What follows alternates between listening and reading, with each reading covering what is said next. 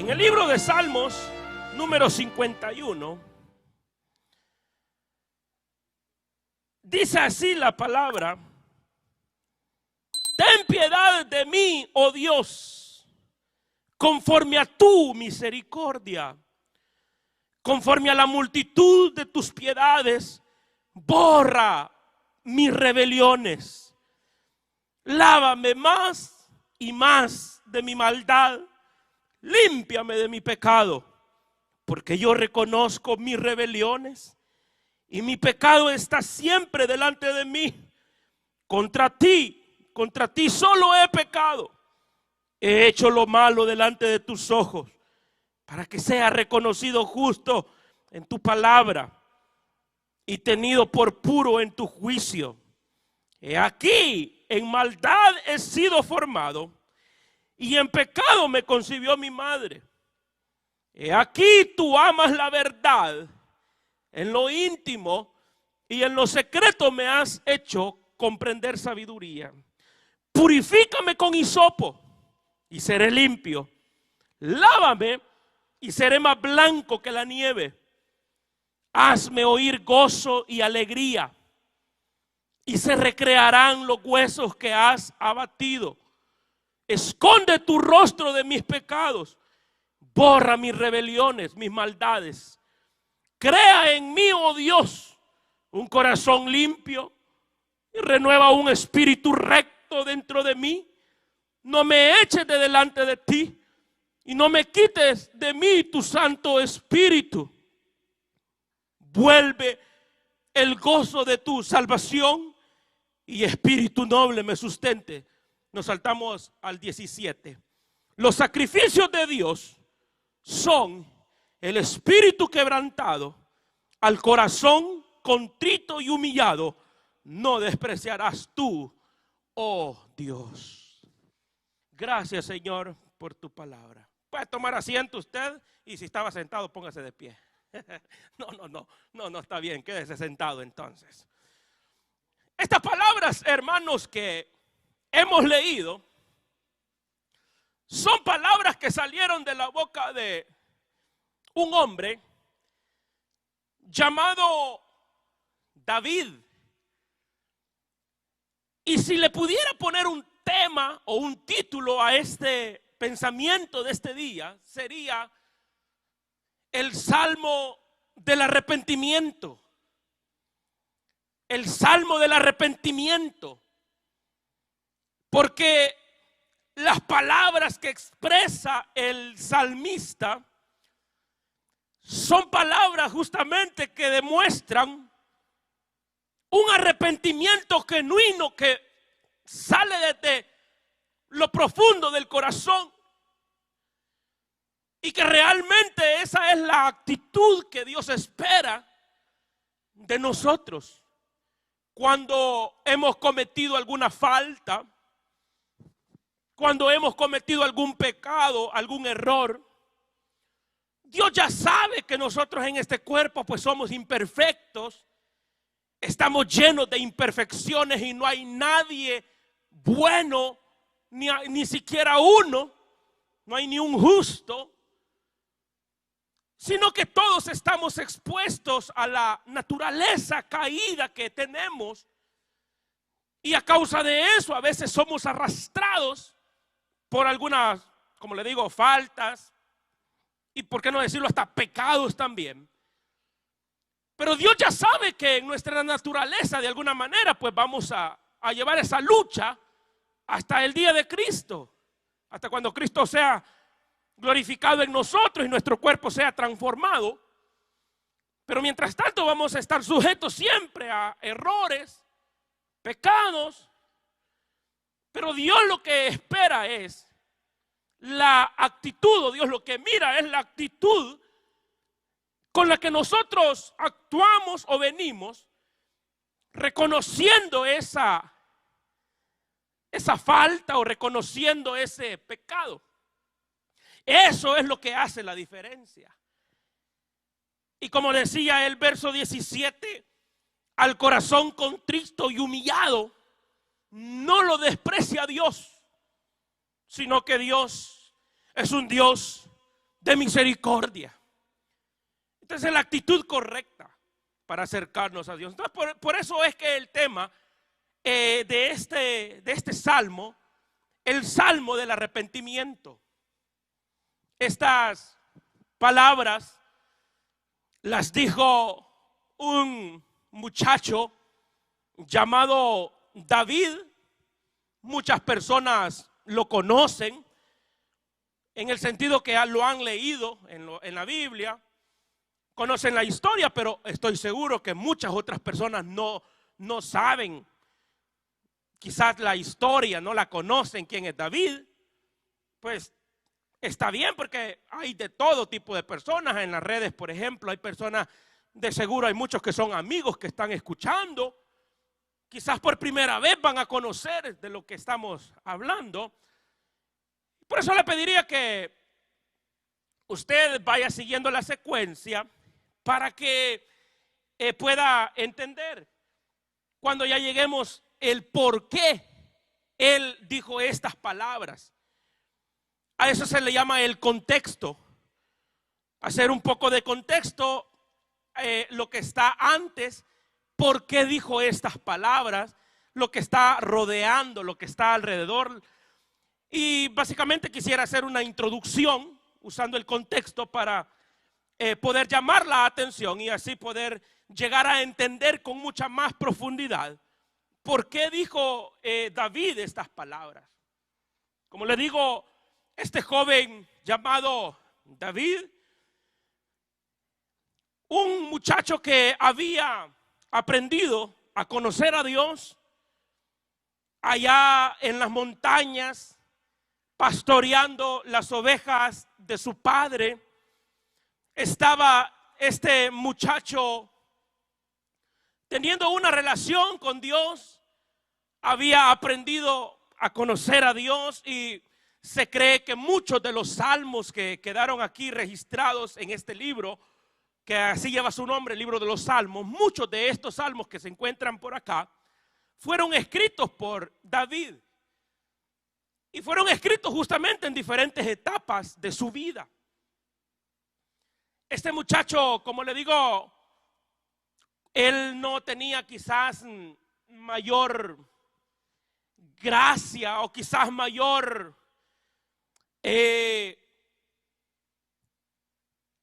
gracia para llegar a convertirse en lo que se convirtió. Lo que sabemos la historia, él llegó a convertirse en el rey de Israel. Pero antes de eso tuvo que pasar un proceso, y como le digo, en ese proceso no tenía como mayor aspiración, pero Dios había puesto su mirada en este muchacho.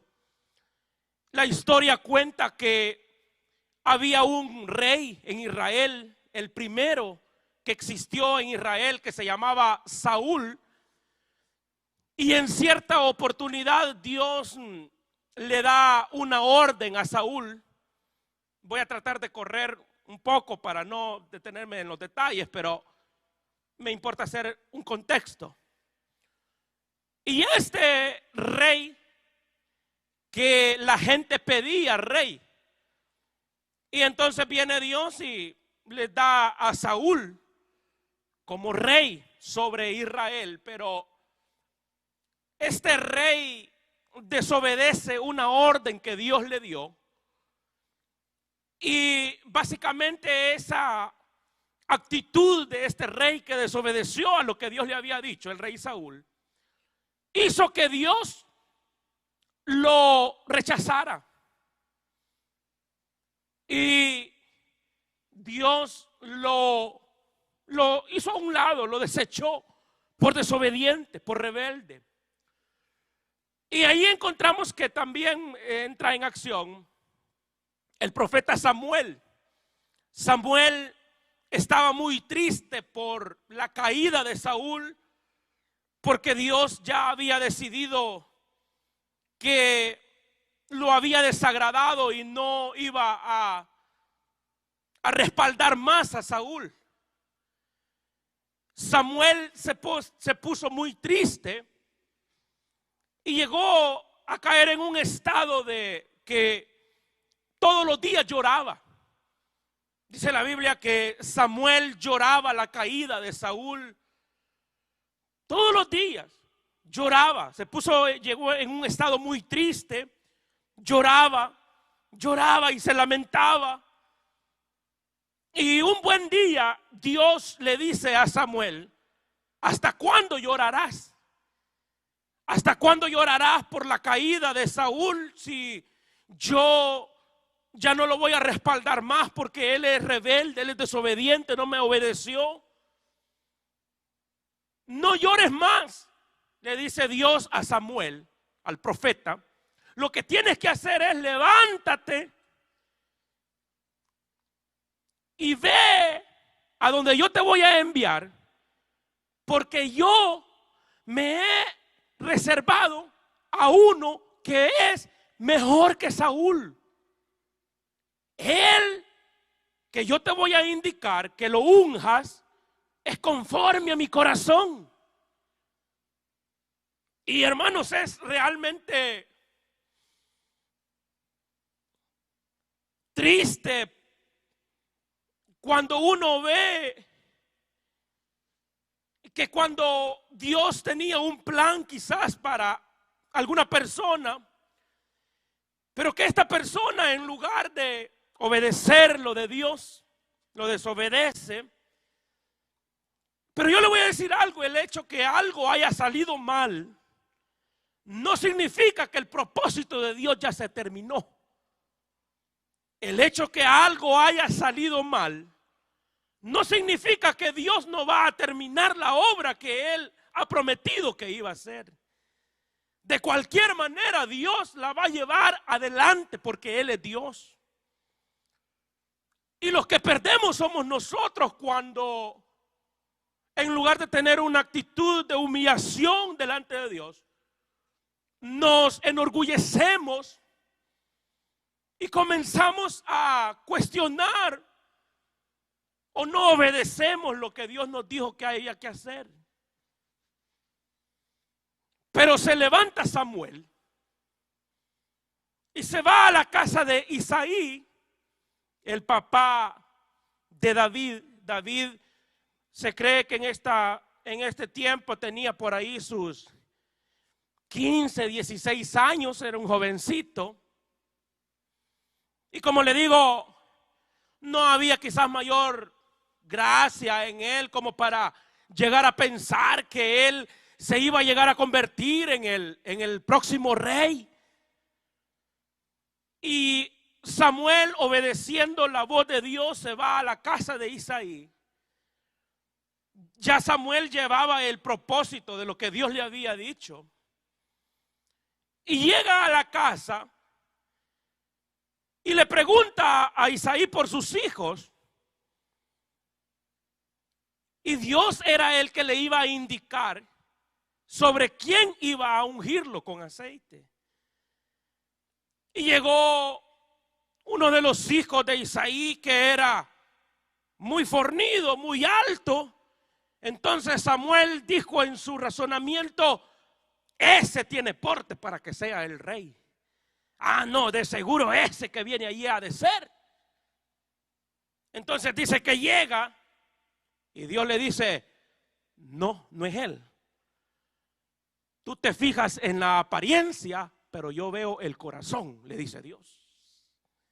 No es él. Y así pasó el otro. Igual era muy parecido, era fornido, era alto, tenía talle, tenía porte. Pasó el tercero, el cuarto, hasta que pasaron los 7. Pero Dios no le indicó que ninguno de ellos era. Entonces le pregunta Samuel a Isaí: ¿ya no tienes más hijos? Y le dice: sí, tengo uno, pero es un muchacho que pues allá anda en el campo, todos queriendo a ovejas porque es pastor de ovejas y por allá anda, pero es un muchachito. Entonces le dice Samuel: llámalo, quiero conocerlo. Y cuando venía David, llega donde estaba el profeta y entonces Dios le habla y le dice: Él es el que es conforme a mi corazón. A él me lo vas a ungir Como le digo, a veces, hermanos, a nuestra mirada, a nuestro parecer, las cosas deberían de ser diferentes, pero cuando nos dejamos guiar por Dios, las cosas son muy diferentes. Y Dios es un Dios de propósito y va a llegar a cumplir lo que Él ha dicho. Ya había una unción sobre David, al punto que comienza Dios a ser muy evidente el respaldo que mostraba para David, al punto que en una oportunidad el ejército de Israel, el pueblo de Israel se encontraba en guerra y había un hombre que los estaba atormentando. Muchos han de haber oído ya esta historia de Goliat. Goliat se llamaba ese gigante. Y el padre de David, porque David, aparte de ser pastor de ovejas, era mandadero también. A él lo mandaban con los mercados, a él lo mandaban, vaya, mira, ya anda a llevarle leche, anda a llevarle un queso, anda a llevarle unas tortillitas a tus hermanos.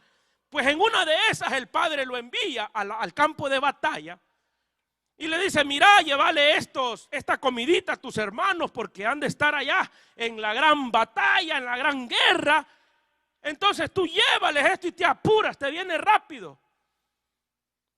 Claro, era simplemente un mandadero, era el menor, pues era un muchacho, unos 15, 16 años se cree que tenía en ese tiempo.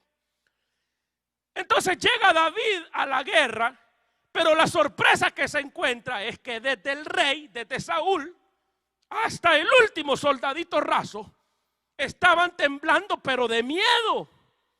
Dice que las rodillas les temblaban de miedo a todos. Cuando de repente oye David que apareció este llamado Goliat, un gigante, y le dice, mándeme un hombre que pelee contra mí. Imagínense qué les estaba diciendo en otras palabras. Que no hay un hombre que pelee contra mí. Y los estaba retando pues. Y aquellos allá encuevados, con miedo. Encuevados. El gran pueblo de Dios, lo que se suponía que Dios estaba ahí obrando. Pero mire, ahí está la diferencia. Ahí está la diferencia. Y cuando llega David, dice, bueno, ¿y quién es este hijo del diablo que tiene valor de venir a retar a los escuadrones del Dios de los ejércitos? Ya va a ver este hijo del diablo, conmigo no se va a meter, con Dios no va a jugar. El muchachito. Y dice, está pidiendo un hombre que pelee contra él. Pues entonces yo voy. Y usted conoce la historia, no me voy a detener en eso. Fue a recoger sus 5 piedrecitas. Saúl todavía intenta ponerle la armadura de él. Y le dice, mira, ponete esta armadura, ponete este escudo, agarra esta espada, porque ese te va a malmatar, que no ves que es un gigante. Él viene con lanza, con jabalina, viene con escudo, es un hombre de guerra, viene bien armado. ¿Y cómo le vas a aparecer solo con estas piedras? Y dice que sí, le intentaron poner la armadura y le dijo, no, yo no estoy acostumbrado a pelear con esto. No estoy acostumbrado a estas armaduras. Pero es que ahí se cumple lo que la palabra de Dios dice, que no es con espada, no es con ejército, sino que es con el Santo Espíritu de Dios que se hace la obra. Pero le digo, David había aprendido a confiar en Dios. David había aprendido que no era por sus propias fuerzas, sino que era el respaldo, la potencia del Espíritu de Dios que le iba a ayudar. Entonces sale al campo de batalla y todavía Goliat se burla de él y le dice, yo vengo con mi jabalina, con mi espada, y tú vienes con un par de piedras. Cuando viene a sentir, empieza, hermanos, ahí sí que agarró la onda. Agarre la onda usted, hermano. Ese sería un buen tema. ¿Cómo está su onda? ¿Será que tiene piedras o qué? ¿Qué tiene usted? Pero mire, agarra la onda, le mete una piedra. No crea que tenía dirección o que había practicado tanto. No, era la dirección y la potencia del Espíritu de Dios que iba a derrotar a ese enemigo. De ese David estoy hablando. Usted conoce la historia, una sola pedrada en la frente, lo derriba, va a agarrar la espada, le corta la cabeza, es decir, que hizo una hazaña grande, como un hombre de guerra. Y ahí, hermanos, comienza a entrar en Saúl un celo, una envidia, más cuando unas muchachas del pueblo dice que hicieron un coro, y el coro decía: Saúl mató a 1000, pero David mató a 10,000. Saúl mató a 1000 y David a 10,000. Saúl a 1000 y David a 10,000. Comenzó el coro y llegó a oídos de Saúl y dijo: bueno, ¿cómo es posible esto? Si el rey aquí soy yo, y están diciendo que yo solo maté 1000 y aquel a 10,000, ¿qué les pasa? Y comenzó un celo, comenzó una ira, comenzó una envidia, hermanos, tan grande en contra de David, que Saúl pretendió, intentó varias veces matarlo a David. ¿Y qué hizo David en respuesta? Lo que hizo fue huir. Fue huyendo, y ahí comienza la persecución. Saúl, con todo su ejército bien armado, van detrás de David, un muchachito, pero con el respaldo de Dios. Y dice a perseguirlo.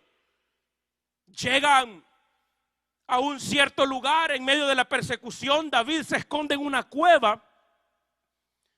En lo profundo de la cueva estaba David, y Saúl no sabía que ahí estaba David, con algunos hombres que David había hecho amistad con ellos, lo habían seguido, lo habían acompañado en esa huida. Ya que usted sabe que, pues, cuando ya alguien está en problemas, no son muchos los que lo siguen.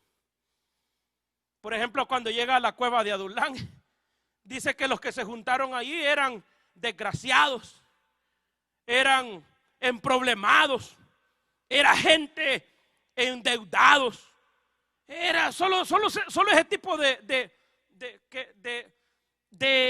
personas así, emproblemados, endeudados, amargados, emproblemados. Solo gente así se le juntaba. Claro, cuando alguien tiene problemas, pues lo normal es que se le va a juntar más gente con problemas, ¿verdad? Y así estaba David. David andaba huyendo, estaba en desventaja. Pero como le digo, llega a una cueva. Lo que quiero señalar de esa cueva es un detalle. Y es que los principios que tenía David, el principio que David había practicado, que nos haría bien a nosotros también hacerlo, era el principio también del respeto a la autoridad. Y si algo había aprendido David, era respetar la autoridad de parte de Dios. Llega David, se mete en una cueva. Tiempo después llega Saúl y se mete a la misma cueva. Y sin que se diera cuenta Saúl se quita la capa, la pone por ahí por un lado. Llega David, mira así de lejos en la cueva que estaba Saúl quitándose su capa, y los hombres que estaban con David le dicen: David, esta es tu oportunidad. Mira Dios cómo te lo ha puesto, te lo trajo hasta la cueva para que lo mates. Imagínese usted qué consejo de estos hombres. Imagínese que le hubiera hecho caso David. Pero las palabras que dijo David me llaman la atención, porque él dijo: Dios me guarde de tocar al ungido de Dios. Dios me guarde de eso. A pesar, oiga bien, que ya Saúl había sido desechado. Pero es que hay que dejarle las cosas a Dios. No hay que tomar venganza de nuestras propias manos. Y ese principio de autoridad es el que iba a respetar David de parte de Dios. Y digo esto porque cuánta gente rebelde hay hoy en las iglesias. Por eso es que hay un montón de iglesias divididas. Porque de repente se levantó uno por allí hablando mal del pastor, hablando mal de las autoridades. Se lleva un su par de pelones que andaban medio dormidos también por allí. Y ya empiezan a levantar su changarrito y dice, vaya, hagamos culto al Señor. Dios no está recibiendo esos cultos divisores. Porque la división no la respalda Dios jamás. Jamás va a respaldar Dios la división. Por eso le digo el principio, fíjese. Lo andaba persiguiendo para matarlo. Y él todavía manteniendo una integridad, David, y dice, Dios me guarde de tocar a Saúl. Es el ungido de Dios. Y si Dios ya lo desechó, pero que lo quite Dios, no lo quito yo. Fíjese que ese principio es súper poderoso.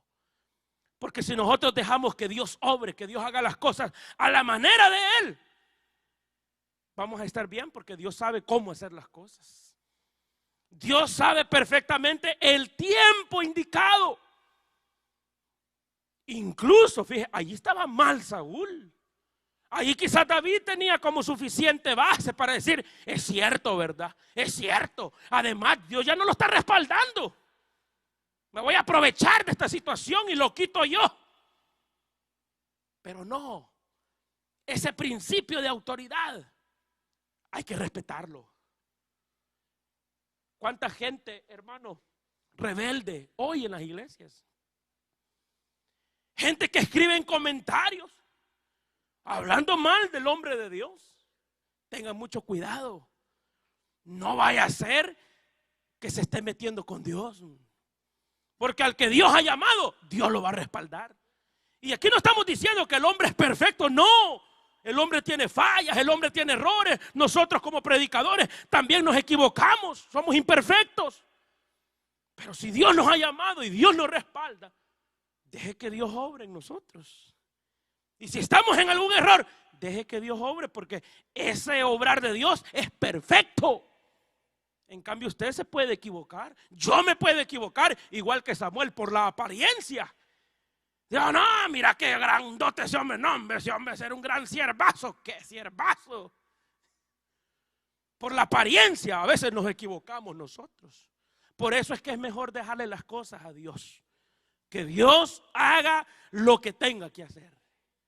Por eso dijo el Señor, mía es la venganza. Yo haré lo que tenga que hacer. Pero en mis manos no me las voy a manchar, dijo David. Lo que hizo fue que le arrancó un pedazo de la capa, con una cuchilla le arrancó. Se va corriendo David y allá cuando estaba lejos pega un gran grito y le dice, Saúl. Y le enseña el pedazo de la vestidura que le había quitado, le había roto, como evidencia que allí había estado, que sí lo pudo matar, pero no lo hizo. Y le dijo, ¿por qué me persigues como que si yo fuera algo? Si yo soy débil, solo soy un muchacho y me persigues. Pero mire la integridad, eso es lo que quería señalar. De ese David estoy hablando. Un muchacho que Dios lo estaba respaldando, que tenía principios, tenía valores. Y que en el momento indicado, de parte de Dios, iba a llegar a ocupar el trono en Israel. Y sí, Dios lo había dicho, Dios lo había prometido, lo que Dios promete lo cumple. Se llegó el momento cuando murió Saúl con sus hijos. Y entonces llega David al trono.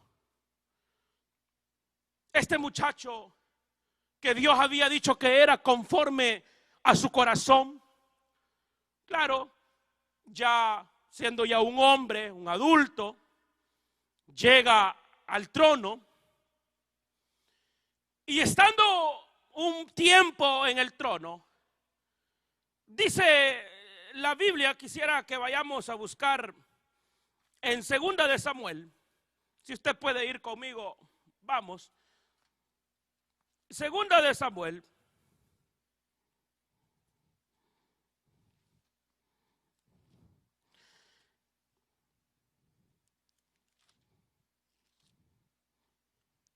Vamos a buscarlo. Es segunda capítulo número 11, siendo rey, era una costumbre que en ese tiempo los reyes salían a la guerra. Cuando el pueblo se encontraba en guerra, era algo normal que también el rey los acompañara a la guerra. Era común, era normal. Máximamente, pues David, que era un hombre de guerra, era un estratega, era un hombre que estaba acostumbrado a las batallas, máximamente que tenía el respaldo de Dios, máximamente que había aprendido a gozar del respaldo de Dios. Muchas veces ya Dios lo había hecho muy evidente, pero quisiera señalar un detalle de este pasaje de segunda de Samuel, en el capítulo 11, en el verso 1 dice: aconteció al año siguiente, en el tiempo que salen los reyes a la guerra, que David envió a Joab y con él a sus siervos y a todo Israel, y destruyeron a los amonitas, sitiaron a Rabá, pero David se quedó en Jerusalén. Ahí está el primer detalle que quiero señalar en esta noche de esta porción. Que en el tiempo que salen a la guerra, el rey iba adelante, iba con el ejército a pelear también. Era lo normal. Como ya le dije, básicamente, con mucha más razón David, que era un guerrero. Pero en esta ocasión, según el verso 1 de esto que leímos, se quedó en la casa, se quedó en Jerusalén. Desde allí ya hay un detalle que le señalo, y es que ya él estaba en el lugar incorrecto, ya estaba desubicado, porque el lugar donde él tenía que estar no era en Jerusalén, no era en el palacio, sino que era en la guerra, peleando. Y tal vez usted estará diciendo: qué bárbaro este David, ¿cómo es posible que en lugar de irse para la guerra se quedó en la casa? Pero es parecido a varios que yo conozco, que a la hora del culto allá andan en la boca abierta, allá en el mall, y ni compran nada para más fregarme, solo por andar allá chopineando. Sí, anda desubicado, anda de mirón, anda viendo, anda desubicado. ¿Por qué? Porque hay lugares donde no nos conviene ir. Hay lugares donde no nos conviene estar. Yo me recuerdo el caso de algunos hermanos, servidores con privilegio, y varios, no uno, varios, que pues los he atendido. Voy a contar, conozco varios, pero me recuerdo de uno así muy fresco. Diácono. Y me dijo: mire, hermano, y llorando, llegó llorando. Viera, me dijo, cómo le fallé al Señor, y yo no sé en qué momento fue, y yo no sé qué me pasó. Dígame, hermano, ¿qué fue? ¿Cómo podemos ayudarle? Y me dice: no, es que lo que pasa es de que fíjese que era una reunión de familia. Allí iban a estar reunidos mis tíos, mis primos, era de familia. Claro, ellos no son cristianos. Yo nunca pensé, y ya en medio de la fiesta, yo sé que algunos de ellos toman, pero sacaron ahí la cerveza, sacaron el alcohol, y claro, yo soy diácono, yo soy cristiano, yo en mi mente jamás voy a caer en eso. Pero resulta que ya estando allí en la plática, en la fregadera, en la habladera, allí en la amistad, Cuando vino a sentir, el hermano ya tenía una cerveza en la mano. ¿Sí? Y cuando vino a sentir, ya le había pegado el primer trago, pues. Y de repente ya no era una, ya eran dos, ya eran tres. Total que se noqueó. Y ya cuando estaba algo noqueado, fíjese cómo es el diablo de abusivo. Los mismos familiares le decían, y que no era vos el cristiano, pues. Fíjese cómo es el diablo de abusivo. O sea que el diablo usa a veces hasta la misma familia, los impíos, los inconversos. Pero le digo, hay lugares donde no nos conviene estar. Y a veces es duro tener uno que decir, no, yo no voy allí. Hay lugares donde no nos conviene estar. Hay amistades que no nos convienen tener. Hay personas que son tóxicas para nuestra vida espiritual. Personas que, mire que dice, no se fue de eso, lo grabó, hermano. No, yo no voy a andar de metido grabando gente, hermano. Ustedes que, no, ¿por qué no lo grabó, hermano? Dicen unos allí, mire, ve. Qué bárbaro esto. Vaya, ya voy a descontinuar. Vamos a seguir aquí. Va. Pero el detalle está ese, ¿qué le estaba diciendo? Le estaba diciendo que hay lugares donde no nos conviene estar. Hay lugares donde no nos conviene.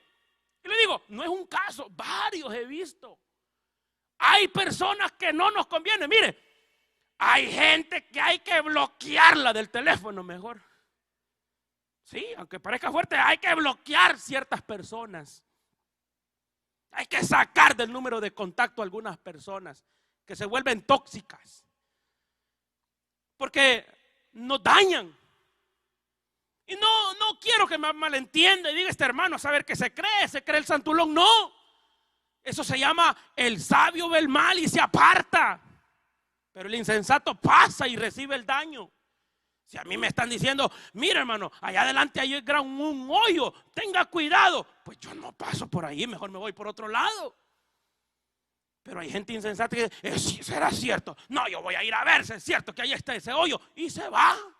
Ese es el insensato. Vaya, este hermanito yo creo que ha de haber aprendido la lección, que donde están esos impíos, aunque sea su familia, no se acerque.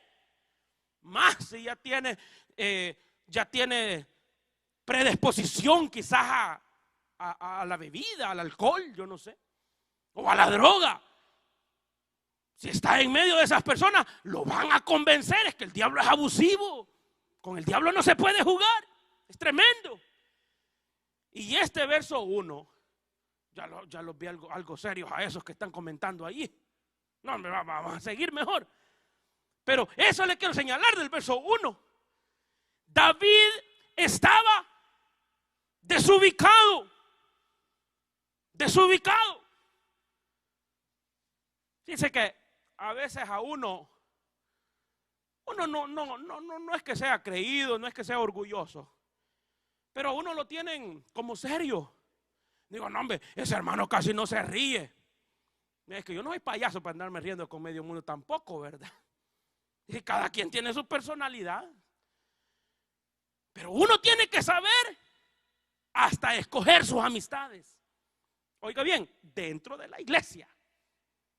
Hasta dentro de la iglesia también. Hay viejas pícaras que llegan a la iglesia a ver qué consiguen también. O sea, hay hombres bárbaros que llegan, voy a ir a ver las chamacas ahí como están en la iglesia. Dice, hay gente que llega así, con malas intenciones. Hay de todo en la iglesia, no crea que en la iglesia todos son santitos y ahí están con las manitas. No, hay lobos también. Lobos rapaces que se meten. Y llegan y a veces hasta bien vestidos, ¿verdad? Y uno se puede llegar a equivocar. Hay relaciones que no convienen, hay amistades que no convienen. Uno tiene que aprender a escoger sus amistades también y a estar en el lugar indicado, en el momento correcto. Ese es el primer detalle que señalo del verso 1. Que estaba David desubicado. Tenía que estar allá en la guerra, estaba en la casa, en el palacio, bien relax. Y dice el verso número 2, ¿qué sucedió? Porque aquí viene el detalle. Y sucedió un día. Porque ya se le había hecho costumbre también. Porque eso que dice, y sucedió un día, es que no pasó solo una vez. Sucedió un día, de varios. Allá al caer la tarde, dice el verso 2, estoy en 2 de Samuel, capítulo 11, por aquellos que andan medio dormidos, que a ver dónde está leyendo el hermano. 2 de Samuel 11, versículo 2. Y sucedió un día al caer la tarde, que se levantó David de su lecho. Imagínense. Está como esa gente que se levantan allá como a las 2 de la tarde. Hasta que les duele la espalda de estar acostados. Ya bien tarde se levantó. ¿Y qué dice que hizo? Se paseaba sobre el terrado, la parte ya de arriba de la casa real. Y vio desde el terrado a una mujer que se estaba bañando, la cual dice que era muy hermosa. La vio, se estaba bañando. ¿Cómo la vio? Porque estaba en el lugar que no tenía que estar. La vio, se estaba bañando. Entonces dice el verso 3, envió David a preguntar por aquella mujer. Y le dijeron, aquella mujer es Betsabé, hija de Eliam, mujer de Urías Eteo. Fíjese que allí con esas palabras que le dijeron de quién era esta mujer, era como para que él hubiera recapacitado, hubiera dicho, es una mujer casada, es una mujer que ya tiene un matrimonio, y si yo intento hacer algo con esta mujer voy a caer en adulterio. Pero hay otro detalle más, dice que era mujer de Urías, el Eteo, y este hombre Urías era de los 30 hombres más cercanos a David. O sea que era un guerrero. Este estaba en la guerra. Urías estaba peleando en el campo de batalla, a donde tendría que haber estado David. Ahí estaba Urías. Y por si esto fuera poco, era de sus amigos, del grupo más cercano, de los 30 hombres de confianza de David. Ahora, eso que le dijeron era como para que él hubiera reaccionado y hubiera dicho, ¿qué voy a hacer?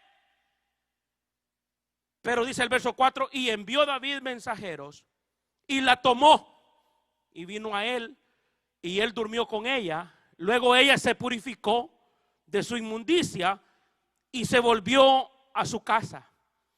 Y concibió la mujer y envió a hacerlo a saber a David diciendo, estoy embarazada. Y luego imagínese usted cómo así es el pecado. El pecado comienza con algo pequeño, pero poco a poco va como el cáncer. Va avanzando. Cuando viene a ver, está atrapado ya en el pecado. Está completamente atrapado. No puede hacer más. Y dice en el verso número 6, al darse cuenta de la noticia que la mujer había quedado embarazada producto de la relación que tuvo con ella, dice que mandó a llamar a Urías,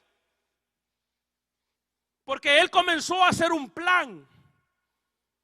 Y el plan de David era, ok, si yo mando a llamar a Urías y hago que él vaya a la casa, duerma con ella, cuando ellos se pongan a sacar cuentas en el calendario, les va a cuadrar los números y van a decir, pues no, si en aquellos días yo dormí con ella, este es mi hijo. Y de esa manera, dijo David, cubro las cosas, todo tranquilo, nadie se va a dar cuenta. Ese es el plan, tranquilo. Y así dice que lo hizo, mandó a llamar a Urías, lo invitó a la casa real, al palacio, ahí a comer. Mira, comamos, ¿qué tal? Le dijo, ¿cómo está la guerra? Dame el informe. No, le dice, allá está la guerra, estamos peleando con todo. Pero relájate un poco, le dice David. Relajémonos, venite, comamos un poco. Y dice que aquel día David lo envía, siguiendo el plan que él tenía. Le dice, mira, tómate un par de días. Quizás has de necesitar ver a tu esposa porque pues ya días estás allá en la intemperie, en la guerra. Tómate un par de días, vete a tu casa, estate con tu esposa y después regresas allá. Y sale este Urías de la casa real, pero resulta que no se va para la casa, sino que se quedó allí en el patio de la casa real. Entonces cuando los mensajeros, cuando los siervos de David le dicen, mira, Urías no se fue para su casa, sino que se quedó aquí con nosotros, allí durmió, como uno de los siervos. Entonces David se comenzó a preocupar porque el plan no le estaba funcionando. Lo manda a llamar y le dice, vení, comamos, bebamos. Ahora el plan era emborracharlo para que una vez que estuviera bien borracho, aquel se fuera a buscar a su mujer. Pero yo no sé si usted ha oído, ¿verdad? Pero hay unos que dicen que hay bolos que cuando están bolos no se acuerdan de nada. Hay borrachos que no se acuerdan y pierden el conocimiento. Pero por lo menos este era de los borrachos que sí se acordaba. Porque dice que después de la comida se emborracharon y sale quizás tambaleándose. Pero fíjese que todavía la integridad de este Urías, porque le dice al rey David, eso de que yo me voy a ir para la casa no va a suceder. Porque ¿cómo es posible? Le dice, que mientras yo estoy durmiendo con mi mujer bien tranquilo en la cama, allá están mis hermanos en la guerra, en la intemperie, durmiendo en el suelo. O sea que tenía ese sentir de respetar que estaba en tiempo de guerra. Y quizás a David le ha de haber llamado la atención eso. Me imagino yo que en su muy adentro él ha de haber dicho, qué bárbaro. Este hombre está siendo fiel a la tropa, fiel a su ejército. Y es cierto, mientras aquellos están allá durmiendo en la intemperie, en la guerra, él no quiere ir a su casa a dormir cómodamente. Él no se va a sentir bien. No le resultó el plan. Bueno, pues resulta que David decide mejor enviarlo a Urías de regreso a la guerra. Y escribe una carta, David, a Joab, el general que estaba encargado allá en la guerra. Y entonces escribe en la carta, y la carta decía que pusiera a Urías al frente de la batalla y que cuando vinieran los enemigos retrocedieran y lo dejaran a él. ¿Cuál era la intención? Básicamente matarlo, que muriera. Y no se iba a descubrir porque sí, bueno, en la guerra mueren soldados y es normal, se muere, así fue. Me imagino que cuando llegó Urías con la carta, se la enseñó a Joab y Joab la estaba leyendo. Me imagino que la estaba leyendo y se le quedaba viendo a Urías. Él mismo llevaba en la mano su sentencia de muerte. Aquellos que conocen la historia saben cómo terminó. Se hizo así como decía la carta. Retrocedieron cuando acreció la batalla y en esa emboscada allí murió Urías Eteo. Entonces dijo David, bueno, la mujer a mí me gusta y ahora con mucha más razón porque ya quedó viuda de Urías Eteo. Ya se murió, ¿verdad? Quedó viuda. Entonces dice que la mandó a traer y ya vivió con ella. De esto que yo le digo, pasó aproximadamente un año. Sí, como un año pasó. Y Dios le habla a un profeta llamado Natán. Entonces Dios le comienza a decir lo que un año atrás había pasado. Claro, David dijo, ya la hice, me funcionó. Urías está muerto, nadie se dio cuenta del plan que yo hice. Pues Joab es fiel a mí, no me va a juzgar, no me va a decir nada. Todo tranquilo, no pasó nada. Sí que soy inteligente, yo ya la hice, ¿verdad? Así hay mucha gente que piensa que se puede burlar de Dios. Y yo le traigo una noticia de parte de Dios a los que nos están sintonizando. De Dios nadie se va a burlar. Todo lo que el hombre siembra, eso también cosecha. Hoy no van a decir amén un montón, pero yo no vine para que usted diga amén o no amén, ¿verdad? Yo vine a exponerle la palabra de Dios, pero a decirle que el ojo de Dios atalaya a todas las naciones y que no hay nada oculto que no vaya a salir a la luz. Así fue en el caso de David. Él pensó, ya pasó un mes, nadie se dio cuenta. Pasaron 2 meses, nadie se dio cuenta. Pasaron 3, 4, un año y nadie se dio cuenta. Y entonces viene Dios y envía al profeta Natán. Le dice, anda, visítame a David, porque hace un año sucedió esto y esto y esto, y la historia que yo les conté. Entonces resulta que llega Natán con un caso para David, porque en ese tiempo los reyes fungían también como jueces. Entonces, cuando había un caso muy difícil, el rey también podía dictaminar alguna sentencia. Entonces llega Natán con un caso y le dice, mira, David, sucede algo. Había en una ciudad un hombre muy rico. Tenía ganado, tenía riquezas, tenía en abundancia, todo. Y en la misma ciudad había un hombre muy pobre, pero muy pobre, que lo único que tenía era una corderita. ¿Y sabes lo que pasó? Que un día vino un visitante a la casa del hombre rico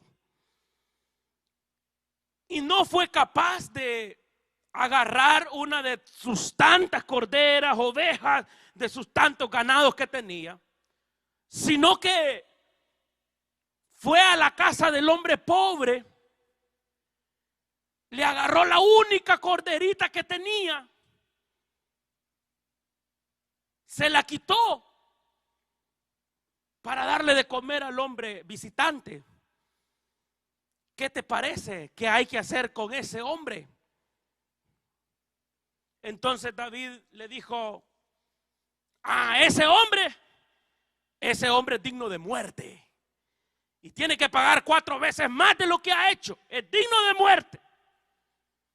Entonces viene el profeta Natán y le dice, así dice el Señor, ese hombre eres tú. Ese hombre eres tú. Teniendo doncellas en todo Israel, le fuiste a quitar la esposa a Urías Eteo. Y por si esto fuera poco, lo mataste. Intelectualmente tú planeaste todo, lo mataste. Ahí quedó al descubierto. Qué duro ha de haber sido. Yo no sé si hasta se fue de espalda, quedó sentado, no sé la cara que habrá puesto. Pero fue serio eso. Quizás a ese punto tenía David, me imagino yo, que todavía podía seguir ensuciándose más. Tenía el poder para matar a Natán allí mismo si él quería. Si es que este profeta ya lo voy a matar, y seguir profundizándose más. Pero después de eso, después que llega el profeta y esas palabras le llegaron a su corazón, de allí es que surge el Salmo número 51. Porque esas palabras que expresa David son las palabras después de que llegó Natán a visitarlo. Y así son. Quisiera leerla rápida esa palabra. El verso 1 dice: ten piedad de mí, oh Dios. Por eso le digo, cuando ya uno tiene un mejor contexto de la historia, ya uno, estas palabras tienen un gran peso. Porque imagínense el momento. Este hombre quizás estaba de rodillas, tirado, humillado allí, pidiendo misericordia a Dios. Lamentablemente hay gente que aún sabiendo que están mal, no se humillan todavía delante de Dios. Dios quiera que hoy esta palabra sea como una palabra de advertencia de parte de Dios, y que hoy usted pueda reconocer su condición de vida y que pueda decir estas palabras que dijo también David. Y mire lo que dice: ten piedad. Eso significa ten compasión de mí, conforme a tu misericordia, conforme a la multitud de tus piedades, borra mis rebeliones, lávame más y más de mi maldad, límpiame de mi pecado. No se puso a echarle la culpa a la suegra, no se puso a echarle la culpa al pastor, no se puso a echarle la culpa al predicador, no se puso a echarle la culpa a los que le rodean, porque eso es lo más cobarde de hacer. Eso tenemos llenas las iglesias, gente cobarde que no reconocen su condición de vida y le echan la culpa a medio mundo, menos ellos. Aquí se trata de reconocer que los culpables hemos sido nosotros. Y cuando esa acción de reconocer, es cuando nosotros llegamos al punto de humillarnos delante de Dios y poder decir estas palabras que decía David: ten piedad de mí, mis pecados, mis maldades, ha sido mi culpa, ha sido mi culpa esto. Yo lo reconozco, mis maldades, mis pecados. Se estaba humillando, estaba reconociendo que era su culpa. Por eso le digo, hermano, hermana, no le echen la culpa a medio mundo. Hay gente que le echa la culpa al gobierno, hay gente que le echa la culpa al diablo, hay gente que le echa la culpa a Dios, hay gente que le echa la culpa a la esposa, al esposo. No, es de reconocer nuestros errores, cada uno en lo individual. Se está arrepintiendo, límpiame, Señor, le dice. Porque mire el verso 3: yo reconozco mis rebeliones, mi pecado está siempre delante de mí. Contra ti he pecado, he hecho lo malo, he aquí en maldad he sido formado. Está reconociendo hasta su naturaleza pecaminosa, caída. En pecado me concibió mi madre. He aquí el verso 6: tú amas la verdad en lo íntimo. Mire, hermano, hay algo que quiero decir. ¿Cómo interpretamos nosotros el silencio de Dios cuando hemos hecho algo malo? ¿Cómo lo interpretamos? Sí, porque a veces hemos hecho algo malo y no pasa nada. Pasó un tiempo y nadie se dio cuenta. Pasó, no sé, 1 año, 2 años, 3 años. No, nadie se dio cuenta de lo que yo hice. ¿Cómo lo interpretamos nosotros ese silencio, ese obrar, eso que Dios no obra en el momento? ¿Cómo lo interpretamos? Porque hay algunos que haciendo y ¡pah!, les cae el leñatazo. Pero hay otros que no. Hay otros que han hecho y hecho y hecho como que nada.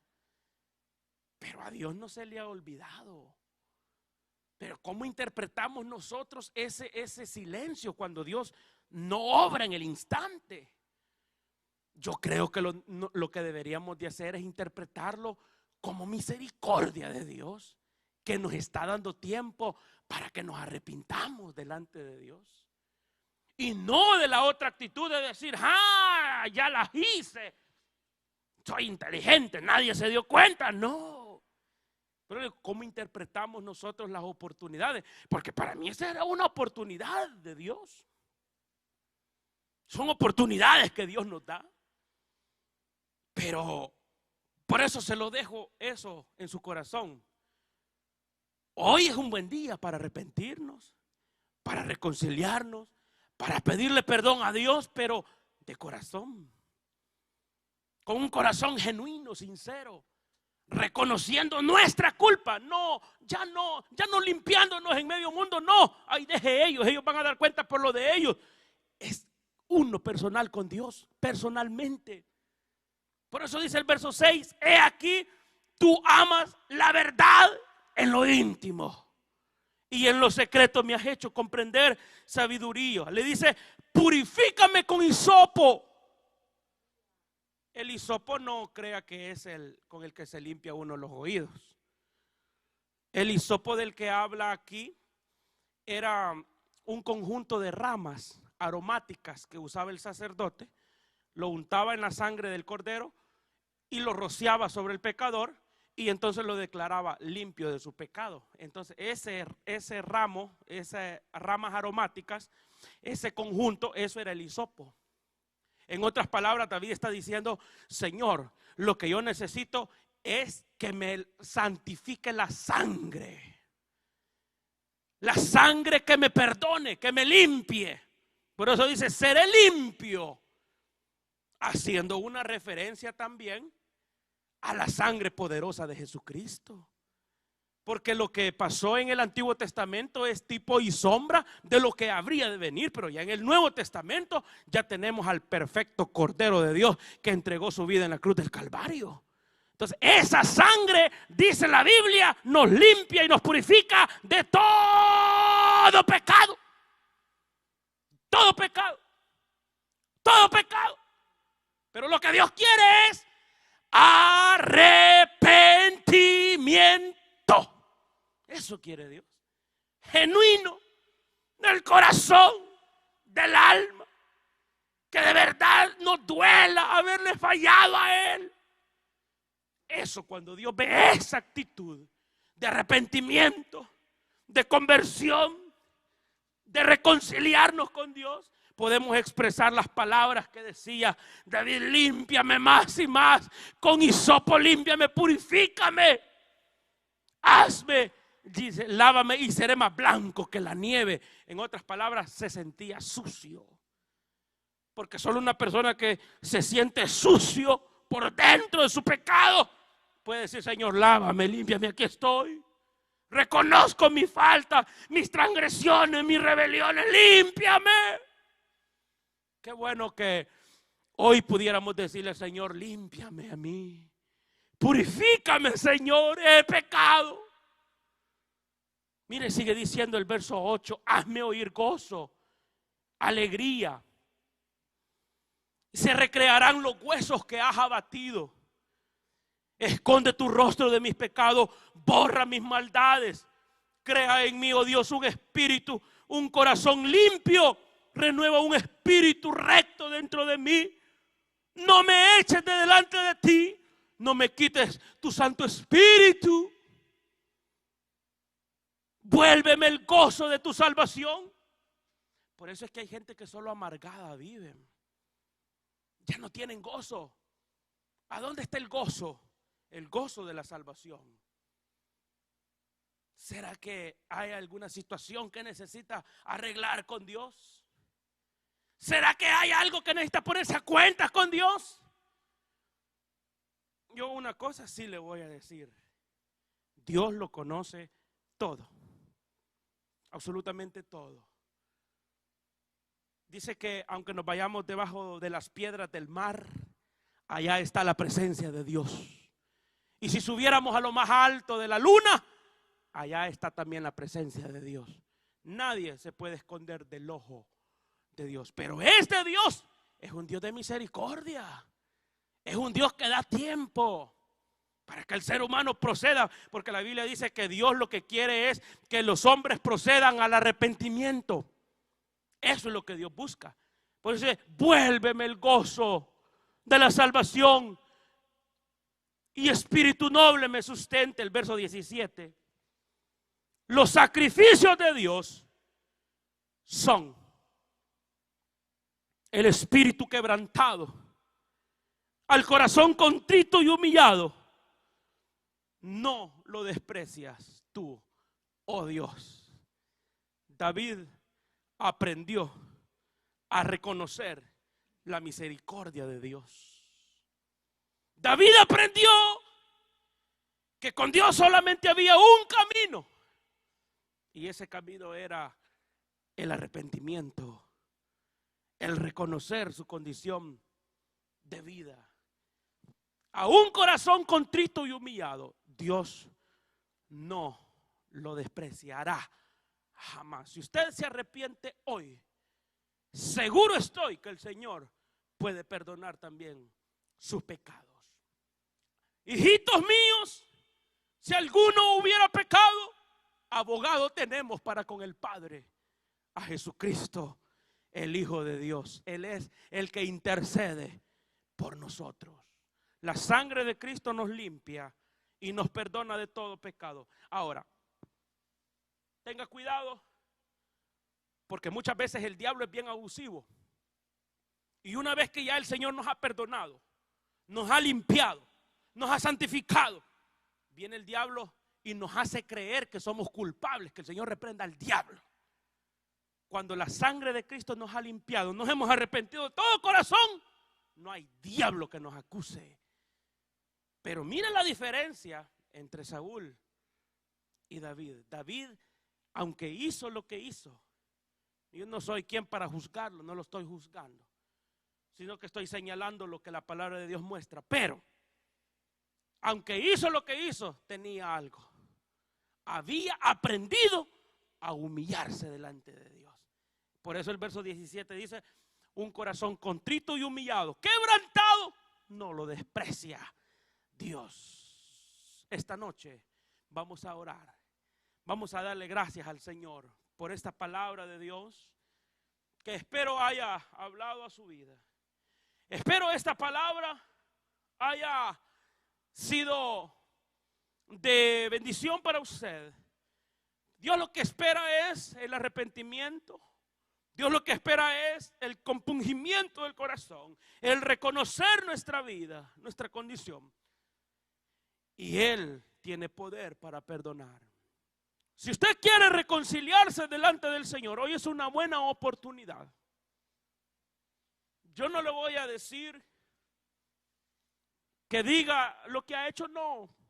Además, Dios ya lo sabe. No estamos para eso aquí. Lo que queremos es orar por usted. Orar por usted para que el Señor le bendiga, el Señor le perdone. Si vuestros pecados fueren rojos, vendrán a ser como la blanca nieve. Hay perdón para aquel que se arrepiente. No espere más usted. No espere más. Hoy es una oportunidad. Tome esta palabra como una oportunidad que Dios le está dando. A Dios nadie le puede ganar, nadie le ha podido ganar, no le va a ganar nadie jamás. Dios en su misericordia nos da tiempo. Pero ¿cómo interpretamos ese tiempo? Interprételo usted, que es misericordia para usted esta noche. Dígale con toda sinceridad: Señor, límpiame. Yo te pido perdón. Tú conoces mi levantar y mi acostar. Te pido perdón, dígale. Me reconcilio hoy. Escriba. Yo quiero cambiar. Quiero orar por las personas que se van a reconciliar en este momento. Hágamelo saber a través del comentario en este momento, por favor. Señor, ayúdame, transfórmame con tu poder. Para saber que usted se está poniendo a cuentas, escríbanos un comentario y diga: quiero reconciliarme con Dios, quiero ponerme a cuentas con Dios. Escriba un comentario. Solo vamos a orar por usted. Que no le importe lo que va a decir el vecino. No, esto es algo personal con Dios. Vamos a ver quién es el primer valiente que se va a reconciliar con Dios, que quiere aprovechar la misericordia con Dios, la misericordia de Dios. Ahí está la primera persona. Osman se está reconciliando con el Señor. ¿Alguien más? Limpia mi corazón, cambia mi mente. Ya tenemos la primera persona que se está reconciliando. ¿Alguien más? Escríbanos un comentario. Queremos orar por usted. Límpiame. Deje que la palabra de Dios le limpie. Limpia todo. La sangre de Cristo lo puede perdonar de cualquier pecado. Escriba y diga: me reconcilio con el Señor. Así como nos escribió esa persona, Osman. Me reconcilio con el Señor. Hágalo. No se avergüence. Queremos orar por usted. ¿Alguien más? Quiero orar por personas que se van a poner a cuentas con Dios. No le estamos preguntando qué es lo que hizo. No.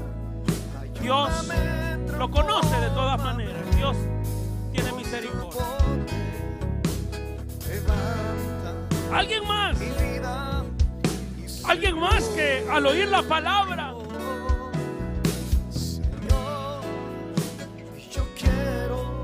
quiere reconciliarse con Dios, pedirle perdón a Dios?